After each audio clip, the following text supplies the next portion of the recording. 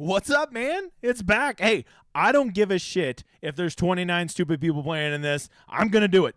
I'm there. We're gonna keep battling because after tonight, the emergency stream's going away for like 3 weeks until what the fuck's the next tournament? The Fortnite or something like that? Who knows? There'll be football back by then. Like those 3 weeks will go by quick. What's up, man? I'm the Degenerate 75, and boy, do I have a story for you. Here I am, just a dude with like a channel that's maybe 3 months old now, a hair over 3 months old. And I know you've been on DraftKings and FanDuel, and you always see those leaderboards, and the guys winning $100,000, $250,000, $1 million, and they always have their little avatar next to them, right? And a lot of times it's representing those stupid fucking tout sites. And, I'm always like, oh, that'd be so cool if I had my little symbol up there. Well, let me tell you the story of a man named Gavin. My dude Gavin won a $13 satellite into the 44-44 tournament last week, and he definitely was sitting in first place in the Millionaire Maker on Saturday. Unfortunately for my dude, it did not quite pan out and get first place, but he did have that avatar next to him, and he did get a nice second place for a cool $100,000. It sucks that this is the one tournament to get. It's the only time we're getting second place. Almost kind of fucking sucks, but still unbelievable to my dude Gavin. He's Scottish, so I just visualize him over there across the pond. I have no idea what he sounds like, but in my mind, this is who I want him to be. I want him to be the fat bastard. That's who I want him to be. I want him to be over there. Get in my belly. I'm bigger than you. I'm higher on the food chain. Get in my belly. And he said that to almost everybody in that tournament except the guy that won the million. He said that to everybody else. So, Gavin, you're a fucking legend. Thanks for having my Showdown Hoedown symbol up there. I appreciate you. I enjoy not having a mortgage payment for the rest of your life. My brother, you fucking legend. So happy for you, man. So, with all that said, that's my intro. I'm the Degenerate 75. I'm a high-limit DFS player. Probably what some people would call a pro. I think that sounds douchey, so I rarely ever say it. But basically, I focus on two sports. I focus on golf, and I focus on football. And I'm here to help you not be such a donkey dick at DFS, because if you don't know, this shit be hard. And most, legit, 99% of people lose at it, and lose literally just because they're stupid. And so I'm trying to help you not be so stupid. So that's what I'm here for. If you're just finding the channel, fucking welcome, new guy. Excited to have you here. You're going to get a lot of questions tonight. I'm going to warn you. I get about 20 to 50 new guys a week, and I'm going to come at you hard. We go hard in the paint around here, and I don't want to scare you off. Hopefully you've heard about my drawing. If you don't know, all you got to do is go comment on my videos on Friday and Saturday night, or go like and retweet these shows over on Twitter, and you get your name in this big-ass drawing here. And this ain't like all the other drawings where I'm just like, hey, here's $20, you fucking peasant. Go away. No, that's not how we roll here on my channel. Here on my channel, what I do is if you win this drawing, you get to make a lineup with me. My treat, I'll pay for it. Me and you will make it together. We'll split the winnings 50-50. And we've hit some really nice ones. I've PayPal'd some dudes some good money. You want me to draw that right now, new guy? Too fucking bad. Because if I do it now, you'll leave, and I need you to stay around. Because, A, I need the viewers, because nobody fucking cares about golf this week, which is actually great news for all of us trying to make some money. And I also need to help you not be such, a donkey at this stuff. And the only way you're going to do that is if you hang around for a bit and learn. So that's what we're going to do. So just so you know, here's my schedule moving forward. Friday and Saturday night. For eternity. If there's a golf tournament, you best believe the big guy is going to be doing the Showdown Hoedown. It's my motherfather brand. It started this whole channel. And in that, we break down round 3 and round 4 showdown. I'll even do a round 2 showdown probably tomorrow night, but I'll keep that for my Discord because, that shit's exclusive. And then I do the Wednesday night stream, which you're watching right now. So you should know every Wednesday night at 7 p.m., the Lord's time zone, we're right here for this. So be there for that. And I got some other shows I do, but I'll tip those off as I go throughout because I'm trying to cut these intros down. So without further ado, I bring to you the Tour Championship. Let's get into it. First thing we need to talk about before the actual tournament is how to be more efficient with your money, new guy. So here we go. Tomorrow, you have $100, new guy. You have a nice job. You have a little spare cash. You don't mind dropping $100 on golf this week. It's the Tour Championship. You've heard of most of these guys besides that Tom, how do you say it, Hoagie? That makes me hungry, right? That guy. You haven't really heard of him, but you've heard most of these other guys, right? So you feel pretty confident you can make some good picks. And so what you're going to do, you're going to take your $100 and you're going to go put 5 lineups in the $20. And you're a fucking moron because that is a terrible tournament. Just go look at it. Go look at it. 25% of all the money goes to first. That's a lot of money. 33%, 1/3 of all the money goes to just first and second place, and there's 70,000 people in that. I'm going to just do some quick math for you, new guy. If you were to put 5 lineups in this, you should expect to win 1 out of every 14,000 times. So if you played this, was there 40 weeks in a year that's basically there's golf that they would have this tournament up. If you played it for 350 years, you would get it. Well, I'd be happy if I just got top 10. Okay, so let's say that you're just aiming for a top 10, which, by the way, 10th place is $3,000. Yeah, that's it. That's you can't even fucking take your family on like a 2-day vacation for $3,000. But let's say that that's your goals in life, is just to hit $3,000. You should expect to hit that once. Well, if it's 350 years for first place, then it'd be what, 1 out of every 35 years you should expect to hit that, just playing your 5 lineups. So don't fucking do it, new guy. It's terrible. That is terrible. That's the very first thing I can tell you. Don't go play in that tournament. And by the way, for all of you that are pretty sharp and you're seeing, hey, it's only at 45,000 out of 70,000, maybe there'll be an overlay tomorrow. There won't be. There won't be, so don't get excited, because this tournament starts at like noon tomorrow. So even though the numbers are lower right now than they normally are on a Wednesday night, that number is going to have plenty of time to get above the overlay number by, 11:45 tomorrow on the East Coast Snob time zone. So don't do it. You want to know the tournaments you should play in? Well, for most of you, I hope you remember this 2-2-2 tournament, because the 2-2-2, the 40, and the 6 are a cumulative total. So if you have placed in those first two, or if you just go win this one, they're going to do like a whole leaderboard for all 3 weeks combined. And if you're at the top of that leaderboard, you get additional prizes. So you'll definitely want to check that one out. I like all of those. That might be the only ones I'm playing in, like legit. I just don't love this slate.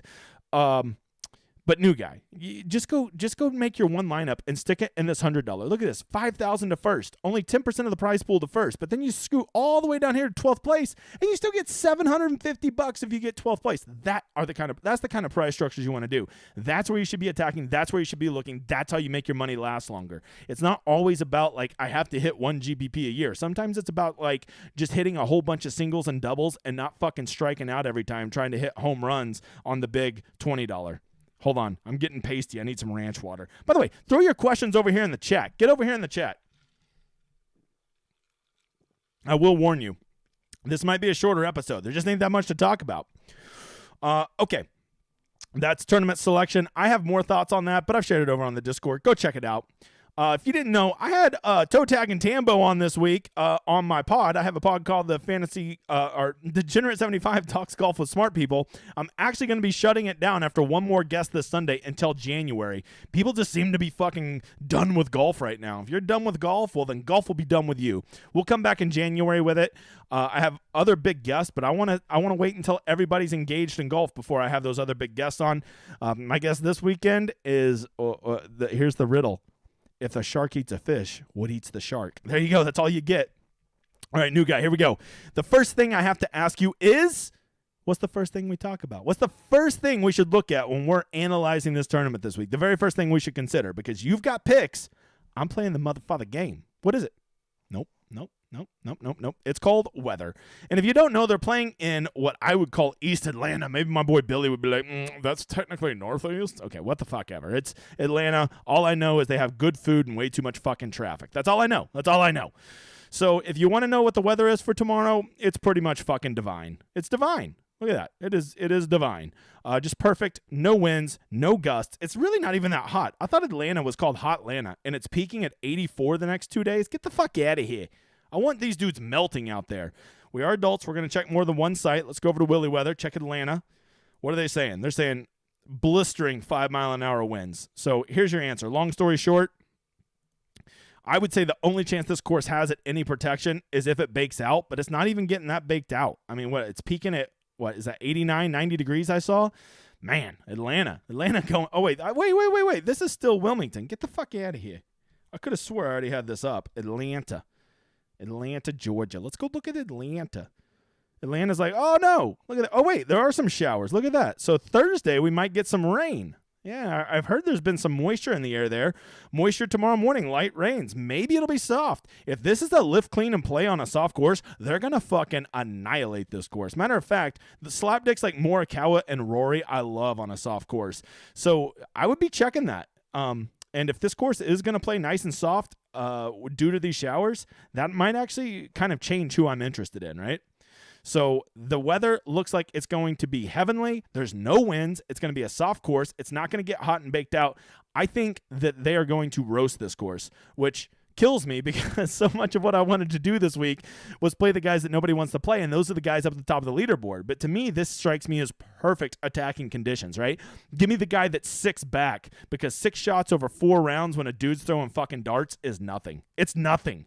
So, honestly, this is why you never make lineups, new guy, until you watch this stream, because I'm telling you, the way this course is looking, it is going to be scoreable. I bet it will be somewhere between easy to moderate scoring, and in those conditions, it's not going to be crazy for guys to go shoot 5, 6, 7 under. You toss a couple of those rounds together, I don't give a shit how good Scotty Scheffler's playing. They're going to track his ass down.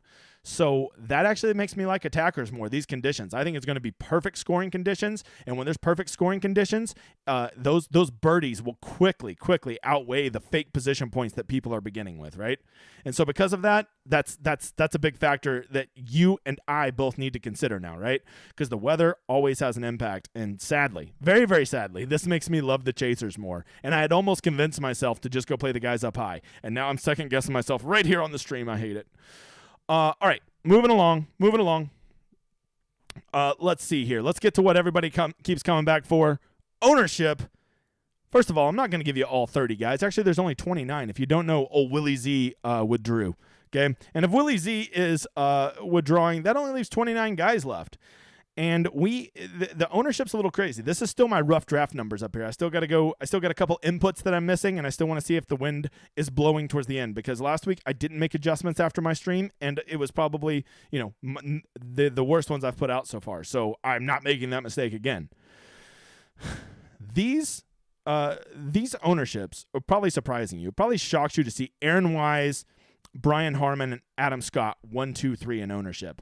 But this isn't completely arbitrary, right? There's a basis for this. Fortunately, my dude Rick Skyhook put out the ownership from last year, and then Rick Rungood did the optimal from last year. And there's 2 big takeaways from this. First of all, look at the optimal from last year. 1, 2, 3 fucking punts were on there, right? Naw, Billy Ho, and Daniel Berger. And so that naturally makes people want to gravitate towards the bottom, because in theory, the optimal play is to play those guys. I don't care how many shots starting back they are.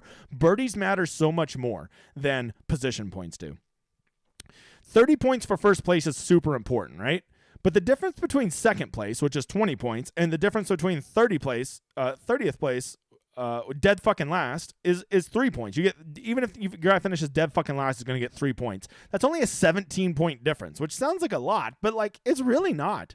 And even more, if you just drop down to 7th place, seventh place is only 8 points, I believe. So the difference between 7th place and dead fucking last, 30th place, is legit. Less than 10 points? Less than 10 points. So 3 birdies, and you have all that made up. And so because of that, if you can get a guy who has the ability to just go, play decent and move up to 20th place and get you probably 16 birdies over the 4 rounds, they start to become optimal plays. And because of that, these guys down at the bottom are going to get super chalky. I have 3 of them coming in as the highest owned. You just saw there on my ownership.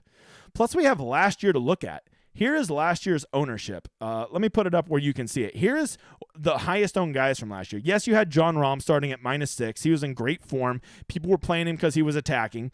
But then what I really want you to focus on here is starting position. Look at this. Starting position. Every other person who was 20% or higher started at -3 or lower. That means everybody was playing the fucking punts, because in an optimal setting, those guys can easily offset the position points just by a good showing. And here's what's really incredible. Look who ended up being the low-owned guys. Patrick Cantlay, who started in first. Bryson, who started in second. Finau, who started in third. Cam Smith, who started in fourth. Harris English, Abraham Ancer, Burns, Thomas, all started, 6 through 10, because they got -4, right? So basically the play was last year, well, it ended up not being that because of the way it worked out. The chalk got there. Berger played amazing, right, as 33% chalk. Rahm played amazing as 40% chalk. But if you're playing the game and you don't have picks, there is no way you should be playing those guys. And just hope that it doesn't work out, that the donkey chalk gets there 2 years in a row. And so what we can glean from this is a lot of these guys that are already at the top of the leaderboard, people aren't playing. Because really what they want to do is they want to play their one guy up high, and then they want to play a whole bunch of those cheap guys, or just 1 or 2 cheap guys, and then you can put 3 other studs in there, right? That's how you get to Rory. That's how you get to Scheffler, because those guys, Xander, all those guys were great plays last year because they were really cheap relative to their talent. And so because of that, you got that. And so now that we know that, now that we have 1 year to look back and see how people are going to play this, it gives us a pretty good idea of what's going to happen to ownership this year. And what's going to happen is these guys down here at the bottom, they're just so easy to fit in. Aaron Wise, Brian Harman, Adam Scott are so easy to fit in. And if you just do the math, go put one of those guys in your lineup and just see how much freedom it gives you for the rest of your lineup. It's pretty sick. It's pretty sick, especially if you're not trying to play Scheffler, Cantlay, or Xander, right? If you're not trying to play those three, you just play one of these guys. You can almost make any lineup you want after that. You can literally put almost any 5 guys you want in there outside of those top 3. They still limit you a little bit. But even if you love Scheffler, we'll just put Wise in there, and you've already canceled him out. You've actually canceled him out and then some with his ownership, right? So because of that, guys like Aaron Wise, Brian Harman, Adam Scott are going to be super, super popular. Which, to me, like, because they're all really, really popular, you have to ask yourself, are they donkey chalk? And the answer to me would be probably, yes, they are. Because A, you don't have to make a build with those guys in it. You're not required to dive down into the fucking dumpsters at 5K. You don't have to do that. That is not a requirement to do that. Second of all, there are alternatives down there, right? If you go look at the guys who are down there, let me go. I don't remember off the top of my head. We got Tom Hoagie, JT Poston, and KH Lee, and Sahith Theegala that are all down there, which I think will all be probably at most 2/3 the ownerships of those guys. Because there's obvious pivots with the same type of upside, Aaron Wise, Brian Harman, and Adam Scott, to me, no thank you. No thank you. No thank you. It would appear to me that our boy Rory is shaping up a lot like Rahm last year. He's shaping up to kind of be that guy in the perfect stocking position who is at a reasonable salary under 11,000. We're so conditioned into what we think is a good salary that when we see Rory under 11K, we're like, fuck yes. And so because of that, I think Rory, as of right now, these are still my rough draft numbers, but as of right now, I think he is kind of shaping up to be the highest owned guy up there. And, I would just ask you, like, Rory is, let's see. Where's my numbers? Players? Is that what I got? No, that's this year's. I can't show you without showing all of them. So if Rory is starting at -4, that begs the question, like, what about the other guys that are around him, right? Like is Rory and Cam starting the exact same? If I told you that Rory McIlroy is twice the ownership of Cam Smith, they're both starting at the exact same score, you really think he's twice as likely to outproduce Cam Smith? I mean, I'm going to remind you, Roy's a fucking loser.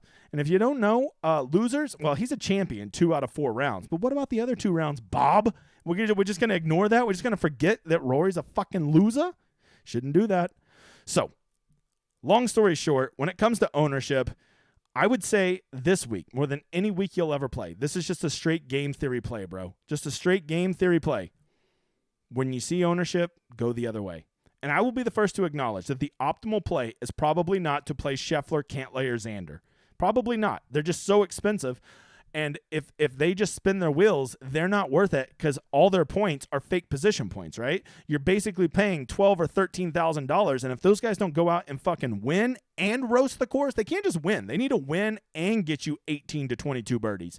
And if they don't do that, they're probably not going to pay off those prices. This is maybe the one time all year where you don't actually need the winner to win this tournament. If you get 5 or 6 guys that are charging and you get them all up into the top 5, top 10, and whoever wins, Cantlay or Xander or Scheffler wins, but none of them really run away with it, there is a decent chance none of those guys will pay off their salary. If they don't pay off their salary, then who fucking cares about their 30 winning points because they didn't pay anything. They didn't pay off the $13,000 price tag. By the way, get those questions over there. The question. Look at this shitty turnout tonight. We got like 100 people in here. At least go drop me a like and a sub. Hey, new guy. No ads on here. Go drop your boy a like and a sub. I appreciate it. I'm about to give you all the content you can handle. So if you like the cut of my jib, I got good news for you, brother. I'm going to be around for a long time. Long time. Because if you don't know, this Saturday, I start college football.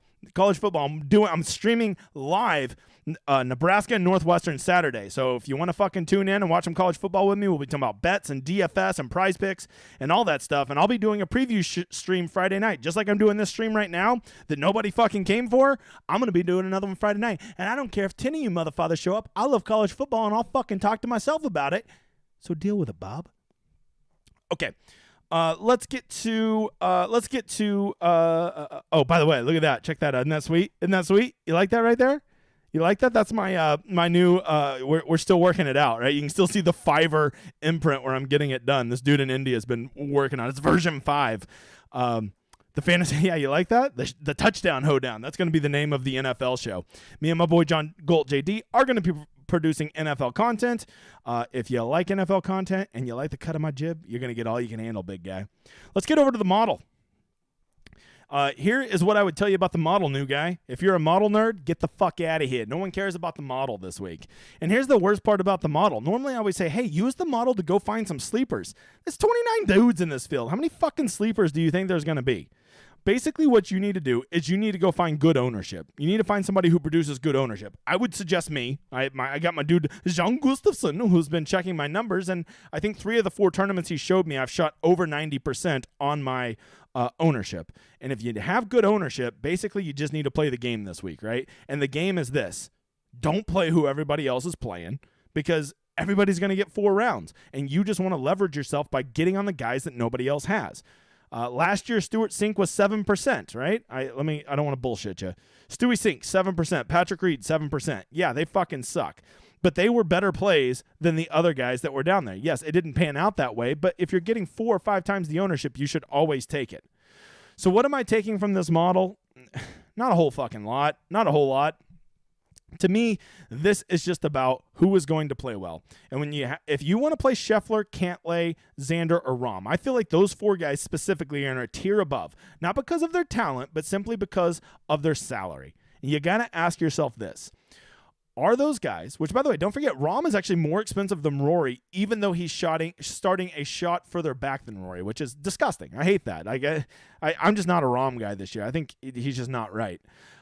So really, I feel like the conversation goes even more to Xander, Cantlay, or Scheffler.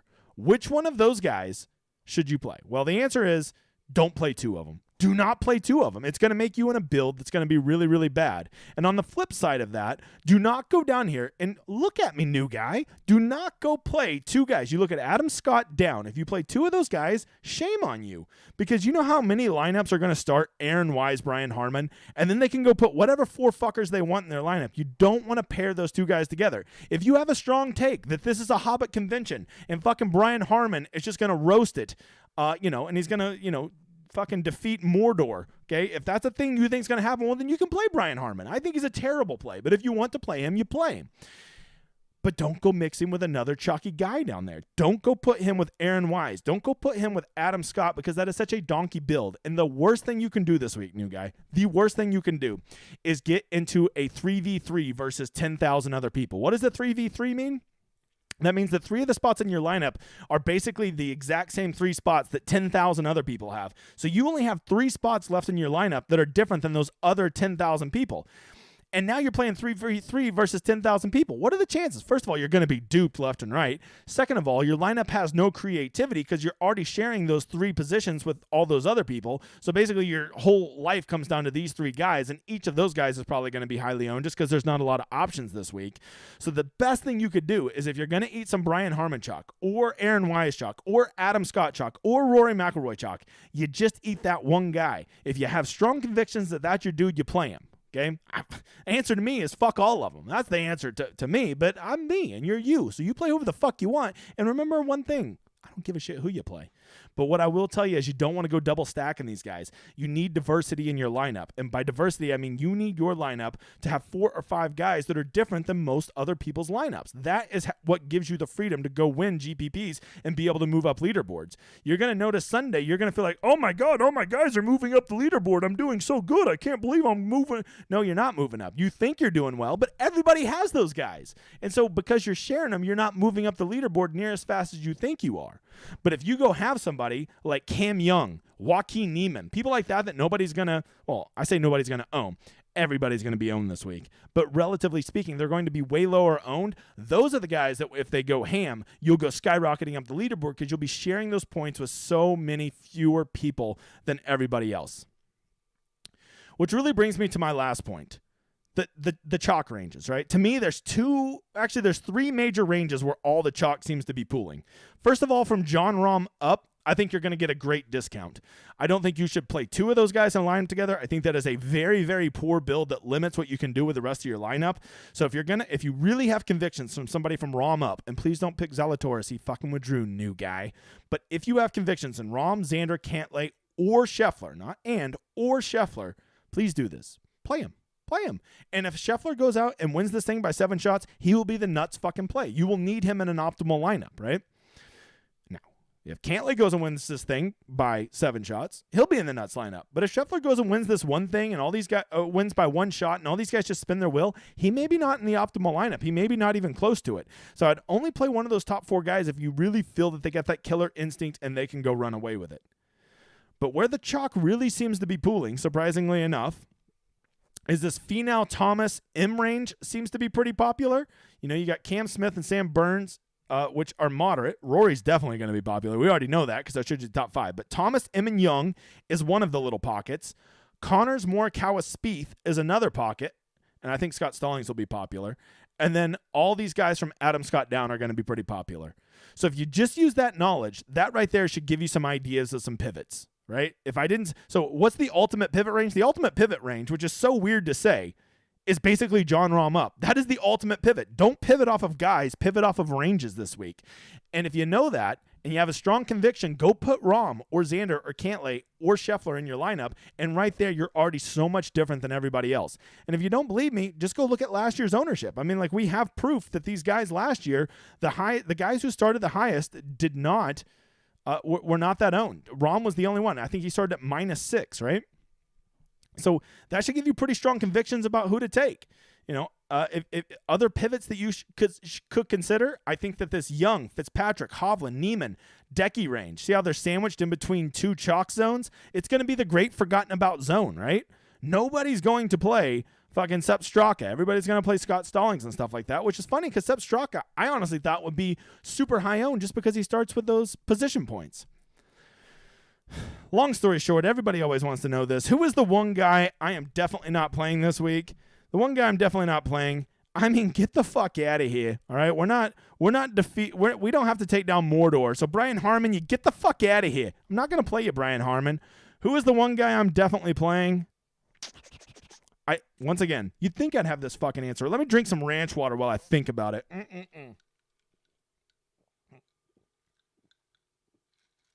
Ooh, that one's strong. The lady's trying to fuck me up tonight. Don't think I don't see these viewers over here growing.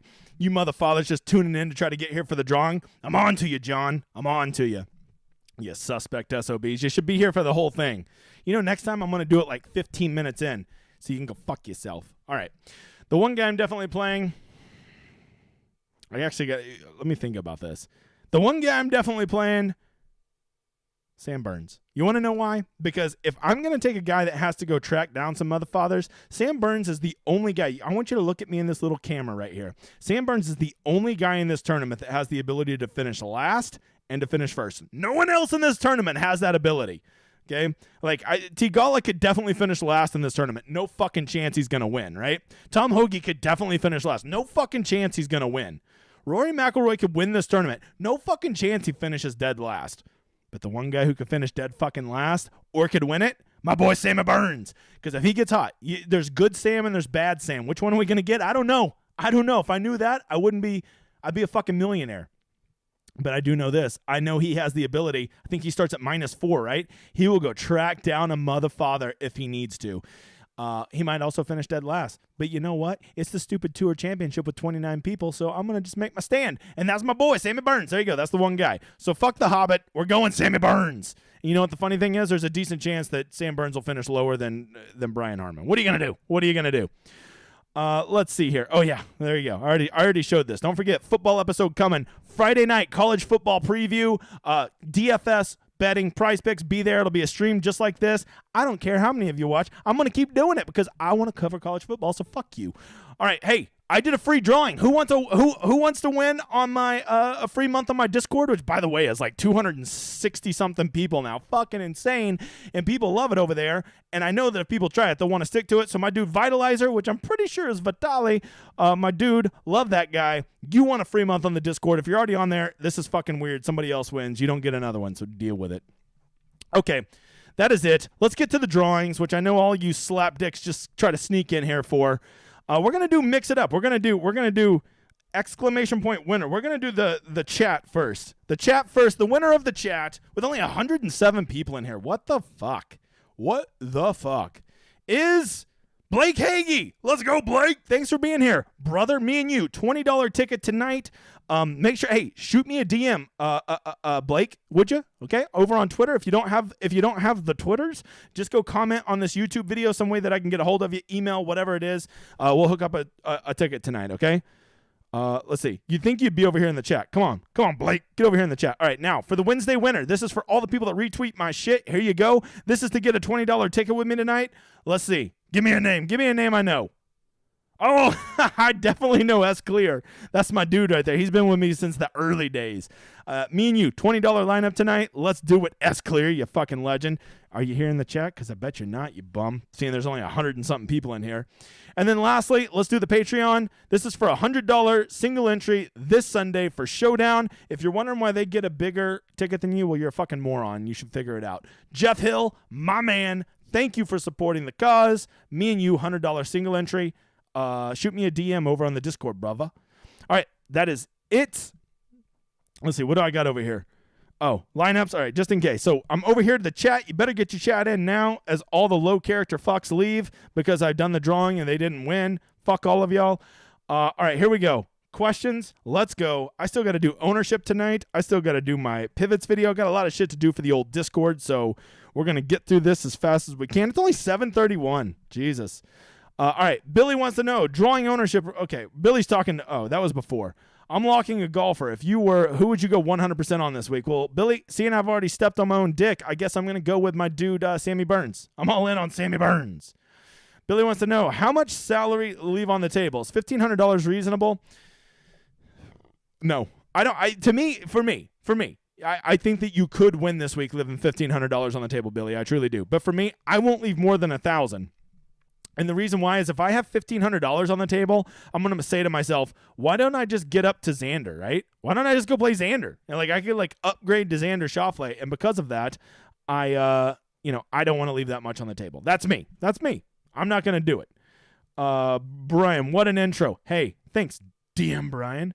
Travis, what up, DGen? No signs of Cam Smith yet this week. Thoughts on that? What the fuck are you talking about? I haven't even heard that. Cam Smith's not at the event? Jesus. Is that for real? All right, Travis, you just blew my mind. Now I got to go do my research. That is a little concerning. Cam Smith strikes me as the kind of guy that would be like, fuck y'all, I'm going to live. So I could see some shit like that. So if he's not on the grounds, that is a little concerning. Maybe he got a little butthurt. He got left out of that secret meeting of all the PGA guys, and they went to their little meeting and made the new whatever. Yeah. Brant, we will do it live. We'll do it live. All right, Brett, this is my guy right here. If all the golfers started at even, who would you pick to win? Cantlay. It's such a thing, right? That these guys, this happens so frequently, and it's always at this playoff that the guys who get hot just fucking keep staying hot. It's incredible. If Billy Ho can do it, anybody can do it, right? And so I just think Cantlay is on fucking Enfuego right now.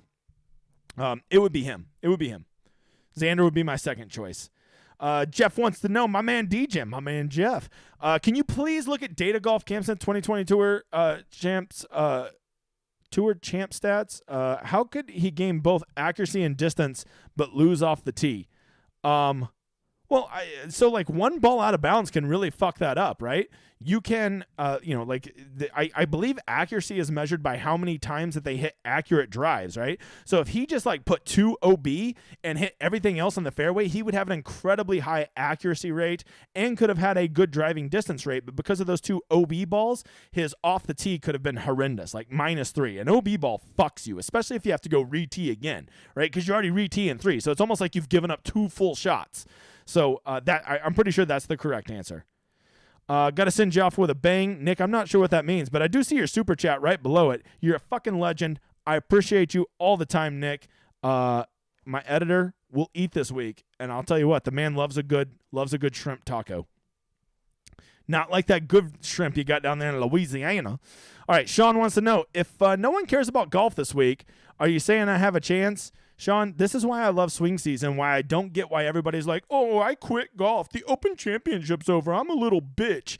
Because, like, this is the time that golf is the most fun. There's not going to be as many big names. And that's a turnoff to a lot of people. But to me, I like when I can go, like, you know, like know about guys that nobody else knows about. And I can go dig into their stats and know who has real upside and who's just some donkey chalk that the touts are talking up, right? I love this time of year. And all I have to do is go look back at my success in winning GPPs, and a large majority, like a disproportionate amount of majority of my big hits have come during swing season. And it's very simple because I don't fucking let down at golf. Yes, I go hard at football, but like you can go hard at football and golf. They are perfect sports to go together. They are perfect because like golf is basically a Monday through Wednesday sport and football is basically a Thursday through Sunday sport. Right? So while one's going on, I'm researching the other. And while the other one's going on, I'm researching the other. It's perfect. So you can go hard at both of them. This is why I love golf. I will never stop. Does the rain they receiving any chance on game plan yet, Nick? That's a great question, man. As I said earlier when I was looking at that weather forecast, which, you want to know the truth, Nick? I didn't fucking see all that rain coming. It makes me like attackers more, right? Like, honestly, it makes me like Sam Burns, Tony Finau, Justin Thomas, guys like that, guys who can just throw fucking, I hate to even say this, the loser himself, Rory McIlroy. It even makes me like him a little bit more. Because if they're soft greens and a guy is on with his irons, this course will be dismantled. It will be dismantled. There's no winds to protect it. You have soft greens, and maybe they're doing lift, clean, and play because it gets a little muddy out there.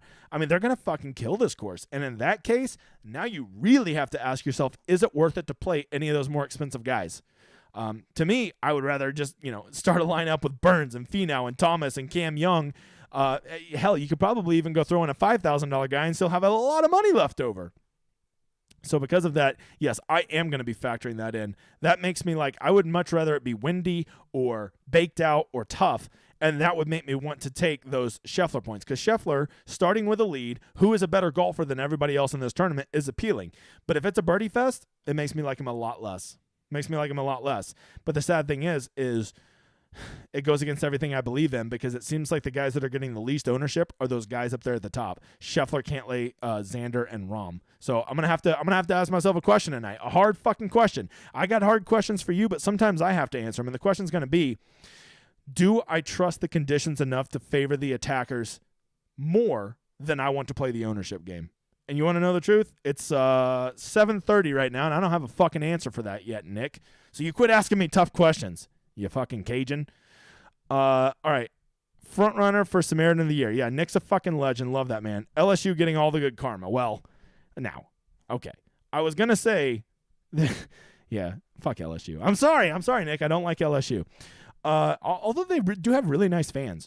With the event starting so late, that give Decky more time to WD.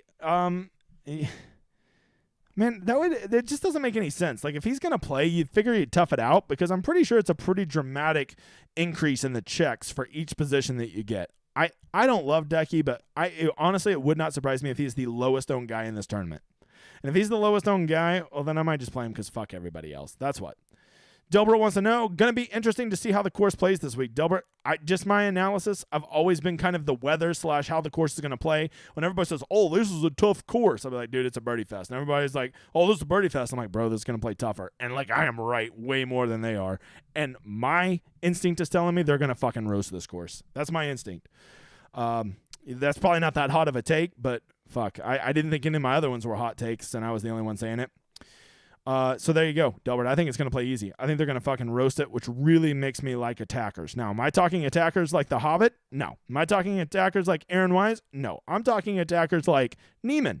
But Neiman's never played well before. Until he does, dickhead. Calm down. I think Victor's broken. Okay. Good attacker. Good example of an attacker is Cam Young. Give me some Cam Young. It's so funny. Every time everybody's in on Cam Young, I'm off. Every time everybody's off, I'm on. Thank you, Open Championship. Me and Cam Young. We actually profited at the Open Championship for once in my fucking life. Let's go, you little angry looking. What does he look like? He looks like an angry little leprechaun. All right, moving on. Ranch Water's hitting smooth tonight. Smooth. Lady made a good one. Little salty. Speaking of salty, a lot like these bitches that didn't come to the stream tonight because they're like, I don't want to play golf. Whatever. Decky has made my single entry this week. Christian, I think in a single entry, I think Decky's a fucking smash play. Especially if you're playing to win, right? If you're one of those guys that's like, if my $100 single entry doesn't cash, my kids don't eat, well, then that's probably not a very good play. But if you're playing to win that mofo, Decky is the perfect example of a guy that'll just say, F you. I'm going to go kill it because I don't give a shit. I'm Hideki and I'm rich. So I love, especially in a single entry, Hideki's ownership. I don't want to be dramatic, but there is a chance he could reach single digits ownership in a 29-person field, which is fucking mega leverage. So I like it, Christian. And you know what, Christian? You already know this. I like the cut of your jib, you motherfather. All right, Zach wants to know, watching live from vacation, Crabfest dinner table. Zach, that's why you're my fucking boy. You're on vacation, should be with your family, and you're sitting there with your cell phone out, watching me talk shit about hobbits and shit. You're a fucking legend. I love you, man. Could be Travis T. I don't know what the hell that means, but I'll roll with it. Adam Scott, 40%. Yeah, if Adam Scott's anything over 30%, kick me in the nuts. Butters, Rory mush alert. I'm not playing Rory, everybody, so please hear me on this. Go play Rory. You know he's going to fucking smash it. By the way, we just got a huge bump in the number of viewers because this is the time I normally do the drawing. Fuck you guys. You already missed it. All right. Last time Scotty played on Bermuda, he played like crap. Will it happen again? Man, I don't, I'm big. I like to look at putting splits and stuff like that, but the general course being one grass or another, I just don't read that much into it. I just, here, I want to just play a game. If I start Scotty, okay, and I don't want to go anywhere below Adam Scott, right? I think all those guys are too highly owned. That's not how I want to build. So let's go see what other kind of lineup I could build if I start with him. Just putting him in already puts me at 7280, which is fucking disgusting. So let's see. Could I go Tigala? Sepp Straka? Which I already don't fucking like this lineup, by the way. Max Homa? Oh, Jesus. This is brutal. So basically, what I'm seeing here, because I can't do more than 4. I don't want my boys at DK to come get me and say, you're giving out lineups. So basically what I'm seeing when I do this is when I put Scotty Scheffler in there, he almost requires you to go down into the 5,000s to get somebody to cancel him out, right? That's gross. That is gross as shit. So I'm not, man, you're going to have to be committed to Scotty. You're going to have to be committed. Let me take Scotty out and let's put Xander in. What does that do? It makes it a little better. At least then you could get like let's see, you could go, I see some others there. I don't want to click them because I don't want to get in trouble. All right, moving on. Great question. Sean, you always have good questions. You were probably a fucking A+ student. Jeff wants to know, who do you think can throw up the most birdies or eagles? Well, I already told you to answer that. Who's the one guy I'm playing? Sam Burns. No one fucking roasts a course more than Sam Burns when he's on. I will die on that hill. I will die on that hill. Just like the Lord's time zone is Central Standard Time Zone, no one can roast like Sam Burns. Literally, his last name is Fire. He burns. So, that would be my answer to that. Another guy, Cam Smith, can get fucking roasty hot. But I will say, Cam Smith struggles to keep it roasty hot for 3 or 4 out of his 4 rounds. Sam Burns says, fuck the world, I'll watch it burn. Okay, moving on. Willie Z had like 8% ownership. Yep. Willie Z will get 1% ownership. You heard it here first. Forgot the 31-point spread. We're UTEP, right, over OU. Are you trying to piss me off? You fucking trying to piss me off? You are not. I'm actually getting a new OU hat. I feel like I need to get a college football hat. The old golf hat, that's not going to work well on my old football stream. So I got to go get a fucking OU hat before Friday night because I'm going to do my college football show that based on this, not a lot of people are going to watch. We just got to grow the audience. Hey, by the way, if you're still here, if you're one of the 100 people that are still in here right now, do me a fucking favor. Go like this video. Make sure you're subscribed, and this is the most important. Go tell a fucking friend about me because YouTube fucking hates me and won't put me in the algorithm like they put all these other slapdick tout sites out there. I get more likes than them, so I know I got a more hardcore fan base, but you know what I don't get? I don't get fucking 100,000 impressions like those motherfuckers do. So please do me a favor and just tell a friend about me. Let's grow this shit organically. Organically. I appreciate you. You're a fucking legend. Thank you for the great content this year. Kevin, why are you saying it like that? Why, like, it reminds, what's that movie? It's a really terrible movie with Denzel Washington called John Q. His kid says to him, it's not goodbye, it's see you later. He's talking to his dad. Fucking cheesy ass movie. Kevin, I don't like the way you're talking, man. You're talking like great content, like this is goodbye. This ain't goodbye. This is just the start. My ass ain't going nowhere. And I know you like college football or NFL football. If you don't like either of those, I know for a fucking fact you like golf because you're in here, and golf will be back in 3 weeks. And my ass will be right here doing this stream because I don't give an F. I love golf, and I am trying to help people learn how to fish. So quit being so dark, Kevin. Nick, Burns will be in this thing come Sunday. Well, there's a mush alert. My man Nick, yes, he gives me huge super chats, but that doesn't make you not a mush. Thanks for killing my number one pick, you motherfather. How are the position points messing with ownership? Great question, Mr. M. Pentrini. I think he told me how to say it once, and I actually just remembered. Pentrini. I'm just going to want you to be Italian. I already got I got John Gustafson. He's my little Swiss Altsman, yeah. And then I've got Gavin. Get in my belly. I'm bigger than you. I'm higher on the food chain. I want my baby back ribs. So he's going to be my little Italian dude who's just making pasta right now. So Mr. M. Pentrini Jr. Pentrini, how will position points messing with ownership? Honestly, not that much. It's just crazy. I want this to be Sunday Showdown, and I keep having to smack myself and remind myself, this ain't playing like Sunday Showdown at all. People aren't taking the free bullshit position points. And I think the reason is because, unlike Sunday Showdown, these position points have actually been factored in, right? What's a good for instance? Take a couple weeks ago whenever, who was that was up top? I can't remember who was winning. Let's just say Troy Merritt. I remember he was up there a couple weeks ago, right? If Troy Merritt was priced at $11,000 in round 4 showdown, nobody would have played him. Everybody played Troy Merritt because he was like 7,400, right? But the reason why people aren't chasing these fake position points this time is because those fake position points are baked into the cake. And because they're baked into the cake, people are realizing that the optimal play is not to go chase those free position points. And this is basically the exact opposite of everything we know about Sunday Showdown, where people way overvalue starting fake position points. And now we can't, we don't have near the edge playing the other way. So because of that, the answer is it's hardly fucking affecting it at all. There's the real answer, Bob. Cody wants to know, favorite show of the week. Bring on football swing season for this week. Does course history play a factor in your course selection?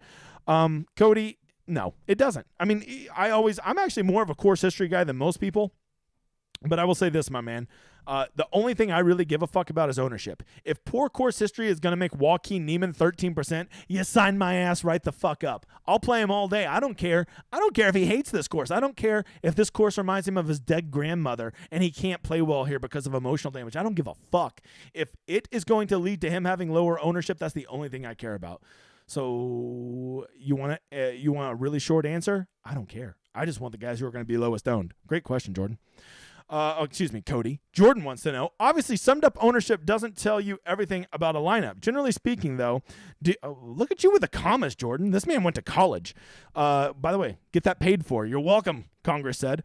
Do you have a recommended ceiling for a sum of ownership to stay below or range? All right, so Jordan, great fucking question, bro. You must have went to grad school with that level question. You need to know that this week, because there's only 29 guys, the average ownership for a guy is 21%. So if you just played 6 guys at average ownership, that's already at 126 cumulative ownership. That's fucking high. Normally we say never get above 75, but rules like that don't apply this week when we only have a 29-man field. I would say if you could make a lineup under 120%, cumulative that is, that would be pretty good, because that would mean that at least you're playing guys on average that are below. And I don't think anybody, I think in my initial rough draft, I think the lowest guy I had was like 13%. There's just no mega punts this year. Last year there was Sink and Reed that nobody wanted to play. We don't really have those this year. The guys down at the bottom that nobody wants to play are still relatively decently owned. Okay? So that's my take on it. Freaky Flush football. Yeah, football. Okay. Let's see. IA Panther. I'm going to assume that stands for Iowa. Chef looks, he has zero confidence. Do you think it's worth a shot? Absolutely, he's worth a shot. But as I just showed you right here on my screen, up above this shoulder, you see this shoulder up here? When you start putting him in a lineup, it really limits what you can do with the rest of your lineup, unless you want to go down there and play one of those scrubby low-end guys, right? That's my biggest concern. I mean, basically, if you play Scheffler, he needs to win this thing going away to pay off that salary. And to me, that is not – you basically need a 90% outcome from him. And if you're not good at math, a 90% outcome will mean about 1 out of every 10 times he does that. I don't fucking love it. I don't love it, Bob. I don't love it. Billy says, smash that like button. Hey, there's 106 of you in here right now. You have been watching this effing stream for 50 minutes, and if you don't leave a like, you go look yourself in the mirror and you ask yourself, what the fuck is wrong with me, self? That you've been here for 50 minutes and you can't go drop a like. What the fuck are you doing? What are you doing? All right. Thanks, Billy. Love you, big guy. Justin, Burns and Smith are my chasers. I mean, if I think of two chasers, those are two guys that I could see chasing. You know what else I could see him doing? Shooting a +6 tomorrow like Finau did last Thursday, fuckers. Poor Bob. Bob and new guy does not do well on here. Maybe Bob should become Nick. Maybe that's what I should do. Just doesn't roll off the tongue as well. Nick. See? Just doesn't roll off as well. Nice. Eagles 85. I don't recognize that name. Great show. And I have to assume if you have 1985 in your name, you're probably from my generation. Class of 2003, I guess. Welcome, you mother father. Joe Whalen. Cut of My Jib is a good podcast name. Joe, you ain't wrong. That's very, I will tell you something. Joe, very rarely do people make me laugh. That fucking just made me laugh on air. Kudos to you, sir. Kudos to you. Fucking if you're on the Discord, you send me a effing DM. I'll buy you a ticket. That made me laugh, and no one makes me laugh. Jeff Taladin, I've been finding value in your rankings versus DK's rankings in the past. I know this week is different, though. Yeah, so this week, my rankings are fuck everybody. You know, like my rankings are whatever everybody thinks, I'm going to go the opposite way. And I know that's kind of shitty rankings, but that is what it is. And I honestly still to this very minute don't even know who I'm going to play until I go do my final ownership here in a minute, which I get to turn off this and go do it and do all the shit from my Discord because I didn't want to give them improper information. Could be Travis. One of Chef, Patty, Xander in each lineup without Harmon, Scott, and Wise in my player pool. Is that too chalky of build? I would actually say that's the opposite of a chalky build. I don't think Scheffler, I don't think Xander are going to be, or Cantlay, I assume that's Patty, are going to be very popular. If you do that and you're making a point not to double up on these bottom guys, I think you'll get very different. And the worst thing you could do this week, the worst thing you could do is go build a GPP winning lineup and then have to split it with 13 fucking guys. And you're like, I'll split it with 13 guys. I don't care. Okay. Before you say that, you really don't think there's a difference between $100,000 and $13,000? Because if that's the case, you come hang out with me anytime, big guy. Is this a good week for tiers? S clear, you fucking winner. You know, I haven't even looked. But yes, I would say this is the definition of a great week for tiers. Anytime that there's clear ownership drifting towards certain players, that's always a good week for one. How do you feel about Spieth this week? Man, I just feel like that. Hey, Blake, you won too. Look at this. All the winners in here. How do you feel about Spieth? I'm not a fan, but if he was going to be at the right ownership, I would take him. But my initial ownership, he was coming in like awkwardly high. Like, what the fuck are people seeing in Spieth? Burns, yes. LOL, okay. Burns, I knew it. Okay, a lot of Burns, I knew it. Pick me. Let's go win in the building. Okay, not sure what that means. Think I will be low owned. David with his random ass questions. Never know what the hell he's talking about. Nah, blank ain't here. I'm not seeing question marks. If I don't see question marks, wait, I don't know. How the hell did Rickroll get his shit fucking popping yellow on my screen? If you don't leave a question mark, I'm not reading it. Another question. What are your thoughts on Urban Meyer coming back to Fox News Big Noon Kickoff? I think Urban Meyer is fucking overrated as shit. But please, Rickroll, turn in Friday night, 7 p.m. Lord's time zone. We're going to do a show just like this, but it's going to be exclusively college football. And I'd really appreciate you being there asking a question just like this. We're going to have a good time. We're not just going to talk DFS. We're going to talk betting. We're going to talk prize picks. And we're going to just generally chop it up. And just so you know, I'm even going to start streaming NCAA football. I've been playing that shit. I got Kansas number 5 in the country in my 5th year, and I only simulate. I don't just go play the games and fucking run the same cheese plays. That's straight simulation. I got Kansas in the top 5. Kansas. Okay, I'm sorry. See, this is what I love college football. If you don't like it, then don't fucking tune in Friday, asshole. All right, Jeff Landry wants to know, favorite round 1 showdown play, not Burns. Round 1 showdown. Well, who do I want to? Rory. There you go. Because Rory's either going to be the best fucking player tomorrow or he's going to suck. There's no in between with that piece of shit. All right. Love you, DJen. Hey, Alexander Littlejohn. I don't recognize that name other than Robin Hood. Love you too, brother. All right. Aaron Favre says, like, Aaron, you're my fucking dude, man. I didn't even recognize you till I was trying to get up to that Thales, you're a fucking champion. Just got off work. I missed your home take. Do you think he catches too much steam? I don't think I have Homa Let me go look. I don't want to bullshit you, but I also don't want to show you my ownership that my Discord guys get. Homa is, yeah, he was the one guy from Connors down to Stallings. I actually had him the lowest in that range. Now, lowest is relative this week. Like, we're not talking single digits. But I will tell you, 5 straight tournaments in a row he's lost on approach. Okay. How you like Straka? I don't like Straka, Mr. Mamba Mindset, which I love that name. I don't love Straka at all. You know what I do love? That nobody fucking wants to play him. And he starts with more shots. So if he plays well, he already has built in like more upside than a lot of the guys around him. So like if I can get him at a discount, fuck it, I'll play Sepp Straka. I don't mind an Austrian. I don't have a good Austrian accent. I got fucking fat bastard accent. Gavin, I hope you're watching. I hope you enjoyed my fat bastard. I worked on that for a good 5 minutes before the show, just for you, big guy. M was wondering, I'm wondering if he will be low owned. M will not be low owned, sir. Go Penn State. Hey, Nittany Lions, which by the way, you don't even want to know, Mr. Eagles 1985, how old I was before I realized it wasn't the Nifty Lions, that it was the Nittany Lions. Like I had to have been well into my 20s before I realized that. Be like, oh, it's the Nifty Lions. Fucking, I was such a moron. All right, let's go build some lineups, DJ. Billy, you just shoot me a DM, big guy, and I'll do one with you. Mamba Mindset. Hey, that's it. That's it. Oh, wait. More questions. Oh, look at these motherfathers. You could tell I wanted to go eat. I can fucking smell it in the other room right now, and you pounce me with more questions right as I end, you motherfathers. 12 is good. Pool for a 20-player max. Billy, normally that would be too tight of a player pool just to make it practically work, but this week where you can leave so much money on the table, fucking A, let's do it. Do you like Tiger/Rory PGA partnership? Yeah, whatever. You know, I want the PGA to stay together and kind of just be what it is because it's what I know and it's basically paid my bills for 5 years. So I don't want that to change. So if that keeps everything relatively the same and what I know and where I have an edge, I'm all for it. But if you want to know the real truth, Billy, I don't really give a fuck about any of this shit. I look out for number one, the big guy. How do you feel about Cam Smith? I feel like he is a high risk, high reward play, but I need to go look up that is he really not on the ground so far.